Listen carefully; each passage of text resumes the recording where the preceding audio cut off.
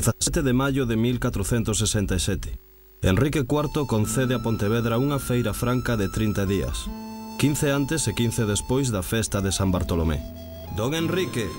por la gracia de Dios, Rey de Castilla, de León, de Toledo, de Galicia, de Sevilla, tengo por bien y es mi merced que agora de aquí adelante, en cada un año para siempre jamás, haya en esa villa una feria franca que comience a 15 días antes del día de San Bartolomé de cada un año, que dure 30 días, durante los cuales es mi merced que persona ni personas algunas, así de los vecinos de dicha villa como de otras cualesquiera partes, de mis reinos e fora de ellos, que a la dicha feria vinieren, no paguen, ni lleven, ni demanden al cabal alguna de las mercadurías e mantenimientos, e ganados, e bienes, e cosas que en la dicha feria, durante los dichos 30 días de cada un año, compraren e vendieren, ni de cosa alguna de ello.